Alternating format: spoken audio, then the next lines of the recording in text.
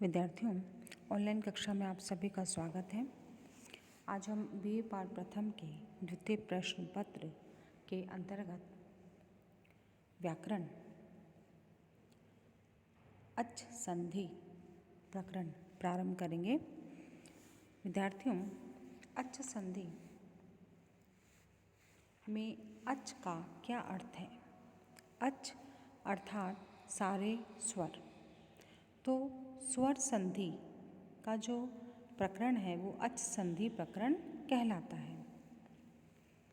सबसे पहला सूत्र हम देखते हैं, इको यणचि। विद्यार्थियों, इसमें से आपके सूत्रों की व्याख्या भी आएगी और शब्दों की सिद्धि भी आएगी। अतः आप ध्यान से देखें। इको यणचि अर्थात अच परे होने पर इक के स्थान पर यण आदेश होता है। यहाँ पर देखिए, इक, यण और अच तीन प्रत्याहार हैं। एक प्रत्याहार में इकार, उकार, ऋकार और लिकार आते हैं।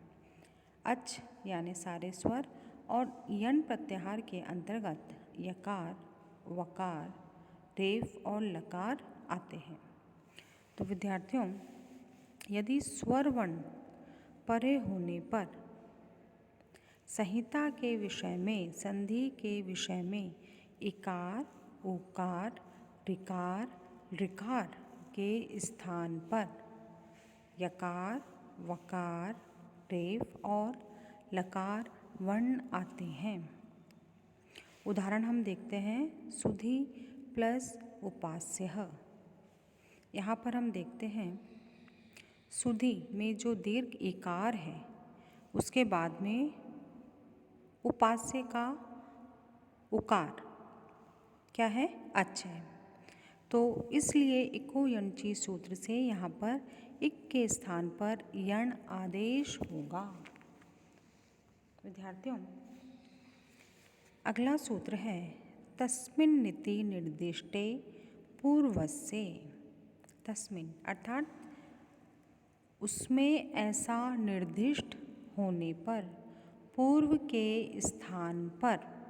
कहने का तात्पर्य है कि सप्तमी से अंत होने वाले पद का उच्चारण करके जिस कार्य का विधान किया जाता है वह कार्य व्यवधान रहित पूर्व के स्थान पर ही होता है।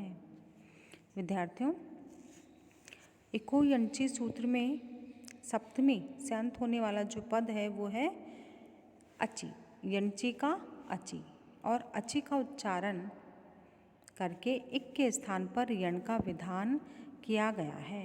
तो इस सूत्र से इक के स्थान पर यण होगा और वो तब होगा जब इक और अच के बीच में किसी भी वर्ण का व्यवधान ना हो। तो विद्यार्थियों, इस सूत्र के अनुसार सुधि के धी यानी दीर्घ इकार के स्थान पर इको यणचि से यण हो जाता है। अब विद्यार्थियों, प्रश्न उठता है कि यण प्रत्याहार में तो चार वर्ण हैं, तो इन चारों में से दीर्घ इकार के स्थान पर कौन सा वर्ण आएगा? और इसका हल हमें अगले सूत्र में प्राप्त होता है। अगला सूत्र है स्थाने अंतरतमः। स्थान, स्थाने यानी प्रसंग में सदृश्यतम होता है। कहने का तात्पर्य है कि प्रसंग में एक से अधिक आदेश प्राप्त होने पर षष्ठी के स्थान पर वही आदेश होगा जो अत्यंत सदृश होगा। जैसे हम देखते हैं, उदाहरण चल रहा है सुधि प्लस उपास्य। यहाँ पर धकार के बाद में दीर्घ इकार इक है और इकार के स्थान पर इको यणचि सूत्र से यण आदेश होता है। तो इनमें से कौन सा आदेश इकार के स्थान पर होगा?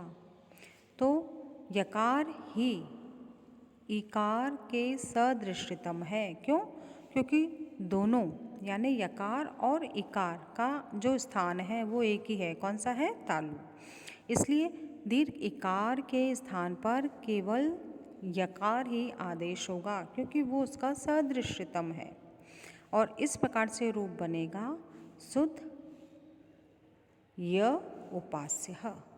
विद्यार्थियों, अगले सूत्र की ओर चलते हैं। अनचि च,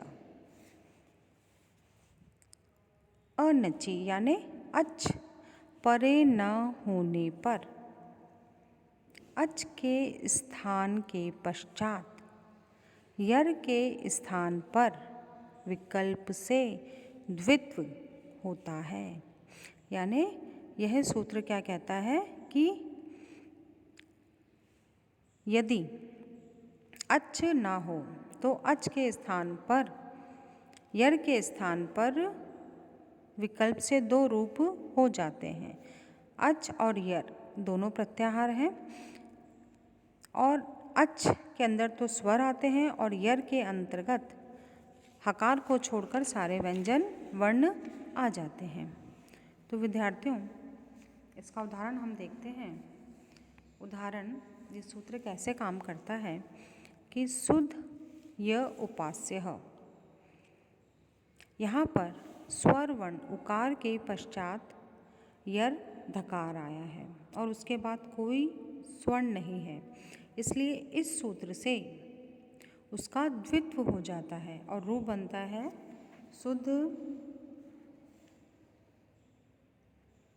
धकार यकार उपास्य। और यदि द्वित्व ना हो तो शुद्ध यकार उपास्य ही रहता है। तो इस प्रकार से विद्यार्थियों यह सूत्र काम करता है। अगला सूत्र देखते हैं। झलाम जश जशी, अर्थात जश परे होने पर झलों के स्थान पर जश आदेश होता है। यहाँ पर तीनों प्रत्याहार हैं, जश, जल और जश। तो झश प्रत्याहार में तो वर्गों के तीसरे और चौथे वर्ण आते हैं। झल में वर्गों का पहला, दूसरा, तीसरा, चौथा शकार, शकार, सकार और हकार आते हैं। और जश प्रत्याहार के अंतर्गत वर्गों के तीसरे जो वर्ण हैं वो आते हैं। अब सूत्र क्या कह रहा है छात्रों?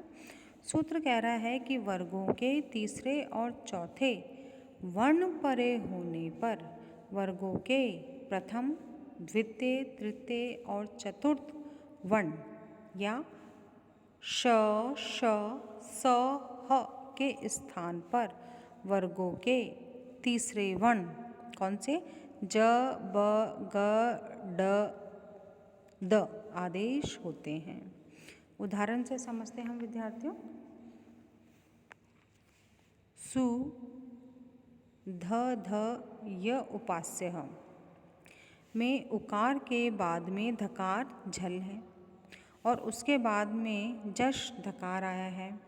इसलिए झलाम जश जशी सूत्र से धकार के स्थान पर वर्गों का तीसरा वर्ण आदेश होगा। और छात्रों, धकार दंत स्थानीय है, इसलिए दंत स्थानीय तीसरा वर्ण धकार ही आएगा। यह हमें किसने बताया? स्थाने अंतरतमः सूत्र ने बताया। और इस प्रकार से रूप क्या बनेगा? सु दकार धकार यकार उपास्य। विद्यार्थियों, इस प्रकार से आपको ध्यान से अच संधि प्रकरण को समझना होगा।